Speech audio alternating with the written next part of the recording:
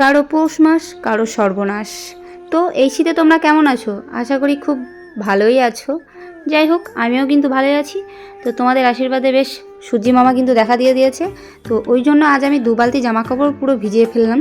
এইদিকে বেড কভারটা চেঞ্জ করে ফেললাম, তার সাথে নতুন নতুন জামা কাপড় এদেরকেও পরিয়ে দিলাম, যেহেতু বুঝতেই পারছো তাদেরও তো ঠান্ডা লাগবে। ওই জন্য লেপ, কাঁথা, বালিশ থেকে সব সুন্দর করে গুছিয়ে রেখে দিলাম। আর এই যে 2 বালতি ভিজিয়ে রেখেছি, দেখবে রৌদ্র দেখা দিয়েছে। কিন্তু হ্যাঁ, আর একটা আমার এই যে কভারটা ছিঁড়ে গেছে, সেই দিন যে আমি সেলাই করলাম সেটা আমি তোমাদেরকে দেখিয়েছি, তো আবার ছিঁড়ে গেছে। এবার ওটাকে চেঞ্জ করব।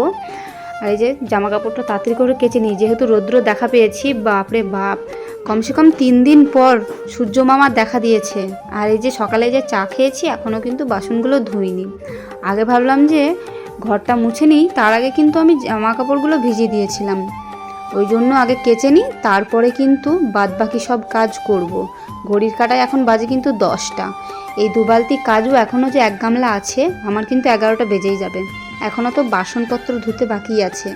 তো কী করব, চটজলদি ধুয়ে নিলাম। আর বাড়িতে কিন্তু খুব একটা রোদ আসে না, কিছু কিছু জায়গায় ছায়াও পড়ে যায়, আবার কিছু কিছু জায়গায় রোদও থাকে। ওই জন্য কিছু জিনিস বাড়িতেই মেলবো, আর কিছু জিনিস আর কি পাশের বাড়িতে মেলে দিয়ে আসবো। আর ছেলের যে এই একটা শাড়ি, আর ছেলেকেও আবার কিন্তু 2 দিন ধরে স্নান করায়নি। কী করবো, ছোটো বাচ্চা যেহেতু ঠান্ডা লেগে যাবে, ওই জন্য ওর 3-4টে সোয়েটার একসাথে কেচে দিলাম, আর 2টো রেখে দিলাম। আর বাচ্চাদের সোয়েটার কিন্তু লাগবেই, হাত বলে 4-5টা কিন্তু রেখে দিতেই হবে, না হলে কিন্তু খুবই অসুবিধা। যাদের বাড়িতে কিন্তু বাচ্চা আছে তারা কিন্তু বোঝো এই জ্বালাটা।